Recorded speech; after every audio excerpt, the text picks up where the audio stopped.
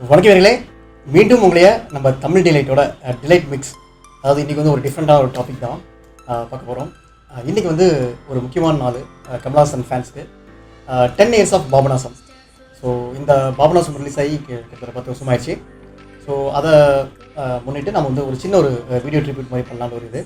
So என்னதான் படம் release ஆனாலும் அதில் ஒரு சில அன்னோன் ஃபேக்ட்ஸ்லாம் இருக்குல்ல, ஒரு சில விஷயங்கள் மக்களுக்கு தெரியாத விஷயங்களாக இருக்கலாம், மேபி உங்களுக்கு தெரிஞ்சிருக்கலாம், மேபி இந்த வீடியோ பார்க்குறவங்க ஒரு சில விஷயங்கள் புதுசாக இருக்கலாம்ல. ஸோ அதனால் அன்னோன் ஃபேக்ட்ஸ் ஆஃப் பாபநாசம்னு சொல்லிட்டு ஒரு சின்ன வீடியோ போடலான்ட்டு ஒரு ஐடியா. ஸோ ஆக்சுவலாக இந்த படம் வந்து உங்களுக்கே தெரியும், இது வந்து நம்ம மோகன்லாலோட லாலேட்டன் சேட்டாவோட ஒரு மிக முக்கியமான படம் அவரோட கெரியரில். கண்டினியூஸ் டவுன்ஃபால் வந்தப்போ Jeethu Joseph, Malayalam director Jeethu Joseph வந்து இந்த மாதிரி ஒரு கதை சொல்லி 2013 இந்த படம் ரிலீஸ் ஆயிடுச்சு. சும்மா சக்கப்போடு போட்டுச்சு, சும்மா பயங்கரமாக படம் வந்து எல்லா இடத்துலையும் வந்து சூப்பராக ரீச் ஆன ஒரு படம் இந்த படம் மலையாளத்தில். ஸோ அதுக்கப்புறம் இந்த படம் வந்து பார்த்திங்கன்னா தெலுங்கு, மலையாளம், கன்னடா, தெலுங்கு, கன்னடா, மராத்தி, ஹிந்தி எல்லா லாங்குவேஜ்லையும் வந்து படம் வந்து ரீமேக் பண்ணாங்க திருஷ்யம்ங்கிற நேமில். ஸோ தமிழில் இந்த படத்தை வந்து ரீமேக் பண்ணலாம் அப்படின்னு யோசிச்சுட்டு படத்தோட டைரக்டர் ஜீத்து ஜோசப் வந்து இதுக்குண்டான ரீமேக் விஷயத்தை வந்து ஆரம்பித்தார். ஸோ இந்த படத்தில் ரீமேக் ரைட்ஸ் வந்து யார் வேணாம் பார்த்தீங்கன்னா ஜார்ஜ் பயஸ் என்டர்டைன்மெண்ட். அண்ட் அது இல்லாமல் வந்து உங்களுக்கு தெரியும் வந்து சுரேஷ் பாலாஜி அப்படின்னு சொல்லிட்டு அவர் இந்த பில்லா படத்தோட ரீமேக் வாங்கி அஜித் வச்சு பண்ணியிருந்தார். ஸோ அவரும் அண்டு ஸ்ரீபிரியா அவங்க ஹஸ்பண்ட் ராஜ் என்டர்டைன்மெண்ட் அப்படின்னு சொல்லிட்டு, ஸோ அவங்க 2 பேர் சேர்ந்து இந்த படத்தோட ரீமேக் ரைட்ஸ் வாங்கினாங்க.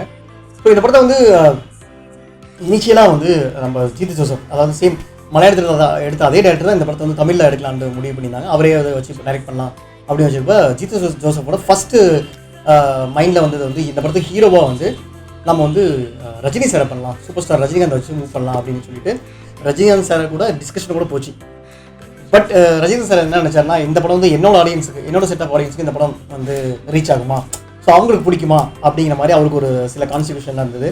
ஏன்னா அது இல்லாமல் வந்து இந்த படத்தில் வந்து மலையாளத்தில் வந்து ஒரு கிறிஸ்டியன் பேஸில் தான் வந்து படம் போகும். ஹீரோ வந்து ஒரு கிறிஸ்டியன் ஃபேமிலி, அவங்க வந்து ஒரு இதுக்கு போகிறான்னு சொல்லிட்டு தான் விஷயங்கள்லாம் வரும். ஸோ அதை வந்து நம்ம தமிழுக்கு ஏற்ற மாதிரி மாற்றலாம்னு சொல்லிட்டு ஜீத்து ஜோசப் வந்து தமிழில் வந்து தமிழுக்கு ஏற்ற மாதிரி அதை வந்து ஒரு ஹிந்து கடவுளாக வச்சு அந்த ஹிந்து சம்திங் அந்த விஷயங்கள்லாம் உள்ளே வச்சு கேரக்டர்கள்லாம் மாற்றுவார். படத்தை வந்து என்ன இது சொல்லிட்டு திருநெல்வேலி வட்டார வழக்கில் வந்து பேசலாம்னு சொல்லிட்டு அதுக்கேற்ற மாதிரி வந்து இது வச்சு இன்னும் மோர் எமோஷனல் மொமெண்ட்ஸாக கொண்டு போகலாம்னு சொல்லிட்டு ஸ்கிரிப்டில் வந்து ஒரு சில சின்ன சின்ன சேஞ்சஸ்லாம் பண்ணுறப்ப அவருக்கு ஃபீல் ஆச்சு, இந்த இவ்வளோ எமோஷனல் இந்த ஒரு விஷயத்துக்கு ரஜினி சாரை விட ரஜினி சார் ஆல்ரெடி யோசிச்சுட்டு இருக்காரு. ஸோ நம்ம ஏன் வந்து கமல்ஹாசன் அப்ரோச் பண்ணுறது அப்படின்னு சொல்லிட்டு ஸ்ரீபிரியாட்ட சொல்கிறப்ப, ஸ்ரீபிரியா ஏன் நான் அவங்ககிட்ட இதெல்லாம் பேச சொல்லிட்டு ஸ்ரீபிரியா வந்து கமல்ஹாசன் அப்ரோச் பண்ணுறப்ப ஓகே நம்ம வந்து படம் பண்ணலாம் அப்படின்னு வச்சுருக்கோம் தான் இந்த படம் வந்து இப்படி தான் ஸ்டார்ட் ஆச்சு. ஸோ இதுக்கு வந்து ஜெயமோகன் வந்து டைலாக்ஸ் எழுதலாம் அப்படின்னு சொல்லிட்டு ஜெயமோகன் அண்டு பேரலி ஜீத் ஜோசப் 2 பேர் சேர்ந்து இந்த படத்துக்கு வந்து மீன்ஸ் டைலாக் எழுதலாங்க. ஸோ இந்த படம் வந்து திருநெல்வேலி பேஸில் சொல்லணும்னா அதுக்குண்டான வட்டார வழக்கு இருக்குல்ல பார்த்தீங்களா, ஆக்சென்ட், தமிழ் ஆக்சென்ட் ரொம்ப டிஃப்ரெண்ட்டாக இருக்கும். நீங்கள் வந்து மற்ற தமிழுக்கும் சென்னைக்கு ஒரு பாஸ் இருக்கும், மதுரைக்கு ஒரு பாஸ் இருக்கும், திருநெல்வேலிக்கு ஒரு பாஸ் இருக்கும். ஸோ அந்த ஒவ்வொரு ஏரியாவுக்கு ஏற்ற மாதிரி ஒரு ஸ்லாங் இருக்கும்ல. ஸோ அதை வந்து பர்ஃபெக்டாக கேப்சர் பண்ணணும்னு சொல்லிட்டு கமல்ஹாசன் வந்து ரொம்ப தீவிர பயிற்சி எடுத்தார். ஸோ ஆனந்த விகடனில் வந்து நிறைய ஷார்ட் ஸ்டோரிஸ் வந்துருக்கு. சுக்காவுன்னு சொல்லிட்டு ஒரு டைரக்டர் எழுதுகிற ஷார்ட் ஸ்டோரியை அதில் வந்து ஒரு கேரக்டர் வரும். ஸோ அதில் பேஸ் பண்ண என்ன சொல்கிறது, அந்த வட்டார வழக்கு தான் பார்த்து அதுலேருந்து தான் வந்து கமல்ஹாசன் வந்து பயிற்சி பெற்றார். மீன்ஸ் அவரோட அந்த வட்டார வழக்குக்கான திருநெல்வேலி வட்டார வழக்குக்கான ஸ்லாங் வந்து அதுலேருந்து தான் வந்து பயிற்சி பண்ணாருன்னு சொல்லிட்டு விஷயங்கள்லாம் வந்து நம்ம கேள்விப்பட்டோம். ஸோ அதுவும் உங்களுக்கு சொல்லலாம் அப்படின்னு சொல்லிட்டு சரி இந்த படம் இப்படி தான் உருவாச்சுங்க. இதில் நிறைய பேர் வந்து இந்த படம் வந்து என்னோட நிறைய பேர் கேஸ்லாம் போட்டாங்க, அதெல்லாம் தட்டி விட்டுருங்க. ஸோ படத்தில் வருவோம். இந்த படத்தோட கதை உங்களுக்கு நல்லாவே தெரியும். படத்தோட ஹீரோட பொண்ணு வந்து ஒரு இடத்துக்கு வந்து டூர் போகிறாங்க. ஸோ அங்கே வந்து ஒரு சில விஷயங்கள் நடந்துருது. அது அப்படியே ஃபாலோவாக வரப்போ அந்த பொண்ணு வந்து ஒருத்தர் கொலை பண்ணிடுறாங்க. அந்த கொலையை மறைக்க ஹீரோ வந்து அவரோட ஃபேமிலியை காப்பாற்ற என்னென்ன விஷயங்கள் பண்ணார். பேரலாக ஒரு போலீஸு ஐஜி லெவலில் இருக்கிற அவங்களோட மகன் செத்துறாரு. அவங்க வந்து அவங்களோட சைடில் மகன் கொலை பண்ணவங்க யார், பேரலாக அவங்க இன்வெஸ்டிகேட் பண்ணுறாங்க. ஸோ அட் த எண்ட் வந்து என்ன தான் வந்து ஹீரோ வந்து நான் தான் பண்ணேங்கிற மாதிரி சூசகமாக ஒரு விஷயத்த சொல்லியிருப்பார். ஸோ அதுதான் வந்து படத்தோட மெயின் மையப்புள்ளியாக இருக்கும். எங்கன்னா அந்த ஒரு ஆத்தங்கர ஓரத்தில் ஒரு சீன் வரும் சொல்லலாம். ஸோ இப்படி ஒரு படத்துக்கு வந்து ஃபர்ஸ்ட் ஆஃப் ஆல் ரீமேக் அப்படிங்கிறப்பயே நமக்கு வந்து பயங்கரமாக வந்து ஒரு ஒரு பயம் வந்துடும். என்னடா எல்லா படத்தையும் ரீமேக் பண்ணிருக்காங்க, இப்போ இந்த படமா அப்படிங்கிறப்ப நமக்கு ஒரு யோசனை வரும் இல்லை. ஏன்னா மன்னிக்கணும், திருஷ்யம் மாதிரி ஒரு பெரிய படம் தமிழில் பண்ணுறப்ப அது வந்து கரெக்டாக பண்ண முடியுமா, பண்ணுவாங்களா? ஈவன் தான் சேம் டைரக்டரே பண்ணிட்டுங்க, எக்கச்சக்க தலையீடு இங்கே இருக்கும், இல்லாமலாம் இருக்காது. ஸோ அதுலேயும் இருந்தது. கமல்ஹாசன் சொல்லப்போ நீங்கள் வந்து என்ன சொல்கிறது, நீங்கள் சொல்ல வேணாம், கண்டிப்பாக தலையீடு இருக்கும். பட் ஆனால் அது வந்து ஒரு ஒரு ஒரு ஒரு ஒரு படத்தோட ஆரோக்கியத்துக்கான ஒரு இது வந்து ஓகே, டேரக்டர் வந்து ஓகே சொல்ல போவார். பட் ஸ்டில் அது வந்து எந்தளவுக்கு சக்ஸஸ்ஃபுல்லாக கொடுக்குறாங்க, ரீமேக் எந்தளவுக்கு தமிழ் ஆடியன்ஸ்க்கு ஒர்க் அவுட் ஆகுது அப்படிங்கிறது ரொம்ப முக்கியம். ஸோ அப்படி பார்க்குறப்ப அந்த படத்தில் யூஸ் பண்ண ஒரு சில கேரக்டர் சேம் கேரக்டரே வந்து இந்த படத்தில் யூஸ் பண்ணியிருக்காங்க. அது வந்து நல்ல ஒரு மூவ். அது இல்லாமல் வந்து ஒரு அடிஷ்னலாக புது கேரக்டர் ஆட் பண்ணுறப்ப அது ப்ராப்பராக ஒரு கேரக்டர்ஸ் சொல்லிட்டு செலக்ட் பண்ணி பண்ணது படத்துக்கு ஒரு ப்ளஸ்ஸு. என்ன ஹீரோயின் தான் கௌதமி, அது வந்து கமல்ஹாசனே வந்து சூஸ் பண்ணார். அது எல்லாருக்கும் உங்களுக்கே தெரியும். அப்போ வந்து அவங்க 2 பேரும் வந்து நல்ல ஒரு அண்டர்ஸ்டாண்டிங்கில் இருந்தாங்க. ஸோ தட் மீன்ஸ் லிவிங் டூதில் இருந்தாங்க. ஸோ கமல்ஹாசனே வந்து அவங்க போட்டார். இல்லாட்டி மீனாவே பண்ணியிருந்தால் இன்னும் படம் நல்லா ஆப்டாக இருந்திருக்கும் எனக்கு ஒரு இது. ஒரு மிகப்பெரிய ப்ளஸ் எல்லாம் அந்த சின்ன பொண்ணு ஒரு கேரக்டர் அந்த எஸ்தர் அனில் அவங்களே தான் பண்ணியிருந்தாங்க. ஸோ அது வந்து ஒரு படத்துக்கு ஒரு ப்ளஸ். நிவேதா தாமஸும் இந்த படத்துக்கு பண்ணது ரொம்ப மிக முக்கியமான ஒரு ப்ளஸ்ஸாக இருந்தது. மோரோவர் நம்ம லாலேட்டன் அவர் கேரி பண்ண எமோஷனல் வந்து கமல்ஹாசன் கேரி பண்ண முடியுமா அப்படின்னா அதுக்கு வந்து நீங்கள் வந்து 2 பேரும் வந்து டிஃப்ரென்ஷியேட்டே பண்ண தேவையில்லை. அவர் ஒரு லெவலில் எமோஷனல் கேரி பண்ணலாம், அதை விட 2 மடங்கு 3 மடங்கு தமிழுக்கு ஆடியன்ஸ்க்கு ஏற்ற மாதிரி இவர் கேரி பண்ணிப்பார்.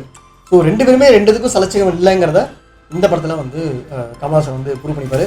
ஸோ நம்ம பயந்த விஷயம் என்னென்னா, அந்த மலையாளத்தில் எடுத்த ஒரு பெரிய ஹிட்டான படத்தை தமிழ் எடுக்கிறப்ப ஃபர்னிச்சர் உடைஞ்சிருமா அப்படின்னு நினைக்கிறப்ப அந்த ஃபர்னிச்சர் உடையில. பட் நமக்கு என்ன ஒரு வருத்தம்னா, திருஷ்யம் 1 வந்து இங்கே வந்து பாபநாசன் எடுத்தாங்க. திருஷ்யம் 2 அங்கே ஆல்ரெடி ரிலீஸ் ஆகிடுச்சு, தெலுங்குல ரிலீஸ் ஆச்சு, கன்னடத்தில் ரிலீஸ் ஆச்சு. அந்தந்த லாங்குவேஜ் அந்தந்த ஹீரோ. இப்போ தெலுங்கில் வந்து நம்ம விக்டரி வெங்கடேஷ் பண்ணார், கன்னடத்தில் ஒருத்தர் பண்ணியிருந்தார், ஹிந்தியில் வந்து அஜய் தேவ்கன் பண்ணியிருந்தார். ஸோ மராத்தியில் இதே மாதிரி போச்சு. பட் நான் மராத்தியில் ஐ திங்க் பார்ட் 2 வரல ஐ திங்க்.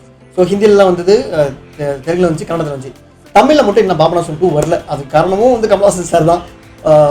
என்னதான் வந்து இந்த வீடியோ கமல்ஹாசன் ஃபேன்ஸ்க்கு ட்ரிபியூட்டாக இருந்தாலும் ஒரு சில விஷயங்கள் நம்ம சொல்லணும்ல. இன்னும் பாபநாசன் 2 வரல. மேபி அது வந்து ரீமேக் ரைட்ஸ் இஷ்யூலாம் கிடையாது, உங்களுக்குள்ள ப்ரொடக்ஷன் ஹவுஸ்க்கும் இவங்களுக்குள்ள ஒரு மிஸ் அண்டர்ஸ்டாண்டிங்கால என்ன இதுன்னு இல்லை. ஏன்னா ஸ்ரீபிரியா ஆல்ரெடி என்ன சொல்கிறது, கமல்ஹாசனோட இன்னமும் கண்டினியூவில் தான் இருக்காங்க. மேபி அவங்க வந்து அந்த மையம் அதோட பொலிட்டிக்ஸ் விஷயனால ப்ராப்ளமேட்டிக் ஆச்சா இல்லை என்னன்னு தெரியல. பட் பாபநாசன் 2 இன்னும் பெண்டிங்கில் தான் இருக்குது. பட் மோரோவர் ஜித்து ஜோசப் வந்து ஆல்ரெடி இப்போ திருஷ்யம் 3 பிளான் பண்ணி திருஷ்யம் 3 வந்து இப்போ நெக்ஸ்ட் செப்டம்பர் அக்டோபரில் வந்து பேரலாக முன்ன வந்து எப்படி என்ன பண்ணாங்கன்னா, பார்ட் 1 பார்ட் 2 வந்து தனித்தனியாக ஒவ்வொரு லாங்குவேஜும் எடுத்து தனித்தனியாக ரிலீஸ் பண்ணாங்க. அந்தந்த ஒவ்வொரு காலகட்டத்தில் ஒவ்வொரு டைம் ஃப்ரேம் வச்சு எடுத்தாங்க. இப்போ இந்த என்ன பண்ணாங்கன்னா, ஒரே டைமில் இந்த படத்தை வந்து ஷூட் பண்ணுறதா பிளான் பண்ணியிருக்காங்க. ஒவ்வொரு லாங்குவேஜில் செப்பரேட் லாங்குவேஜ் வந்து எடுத்து ரிலீஸ் மட்டும் மலையாளத்தில் ஃபஸ்ட் ஆகும் திருஷ்யம் 3, தென் பேரலாக அதர் லாங்குவேஜஸ் வந்து அப்படியே அப்பப்போ ரிலீஸ் ஆகுங்கிற மாதிரி சொல்லியிருக்காங்க. ஸோ பாபநாசன் 2 இன்னும் இங்கே பெண்டிங்காக இருக்குது. எனக்கு தெரிஞ்சு கமல்ஹாசன் சார் வந்து இது ஒரு மூமெண்ட்டாக யூஸ் பண்ணி அவருக்கு இப்போ ஒரு டவுன்ஃபால்னு சொல்ல, கண்டிப்பாக கமல்ஹாசன் சார்லாம் வந்து அடுத்த படங்கள் வரிசையாக லைனாக பெரிய பெரிய படங்கள் வச்சிருக்காரு. அதில் இந்த ஒரு படம், ஏன்னா இந்த படம் எப்படின்னா உங்களுக்கு வந்து பட்ஜெட் ஓரியன்ட் பார்க்குறப்போ அதிக பட்ஜெட் கிடையாது. ஏன்னா சொல்லப்போனால் இந்த படத்தோட பாபநாசமே வந்து கிட்டத்தட்ட 100 கோடி வந்து கிராஸ் பண்ணுச்சு. பட்ஜெட் வந்து பார்த்தீங்கன்னா மேபி அவ்வளோ சேலரி எடுத்து நீங்கள் பார்த்தீங்கன்னா ஒன்றுமே இல்லை படம். ஸோ மீன்ஸ் பட்ஜெட்டில் சொல்கிறேன். அப்படி இருக்கப்ப பாபநாசன் 2 கண்டிப்பாக அவர் பண்ணலாம். அவர் பண்ண முடியலன்னா அவர் யாருக்கா இந்த படத்தை வந்து விட்டு கொடுக்கலாம், வேறு ஏதாவது ஹீரோவுக்கு வந்து நீங்கள் பண்ணுங்கள் அப்படின்னு விட்டு கொடுக்கலாம். இல்லை வேறு ஏதாவது ஜித் ஜோசப்பே வந்து ஏதாவது முயற்சி எடுத்தோ இல்லை ப்ரொடக்ஷன் ஹவுஸோ ஏதாவது ஒரு முயற்சி எடுத்து பாபநாசன் 2 கொண்டு வாங்க. அடுத்து பாபநாசன் 3 வரப்போகுது, நான் அதுக்காக வெயிட்டிங். இந்த பாபநாசம் சீரீஸ் வந்து ரொம்ப அற்புதமான சீரீஸ். தமிழில் திருஷ்யம் சீரீஸ் வந்து ரொம்ப அற்புதமான ஒன்று. தமிழில் அது வந்து மிஸ் பண்ணுற மாதிரி எனக்கு ஒரு சின்ன ஒரு வருத்தம். வேறு ஒன்றும் இல்லை. இந்த படத்தில் வந்து ஜிப்ரான் வந்து மியூசிக் பண்ணியிருந்தாரு. நல்ல சாங்ஸ், சூப்பரான சாங்ஸ் அந்த டைமில் கொடுத்துருந்தாரு. அந்த ஒரே ஒரு சாங் வந்து அந்த கமல்ஹாசன் கௌதமிக்கு ஒரு நல்ல ஒரு சாங் வச்சுருக்காங்க. அந்த சாங் ரொம்ப அற்புதமாக இருக்கும். மேற்கொண்டு வேறு என்ன இந்த படத்தை பேசுறதுக்கு மீண்டும் அடுத்து இந்த மாதிரி ஒரு அன்னோன் ஃபேக்ட்ஸ் அந்த மாதிரி ஒரு முக்கியமான விஷயங்களை அப்கமிங் வீடியோஸில் நம்ம வந்து பேசலாம். நன்றி, வணக்கங்க.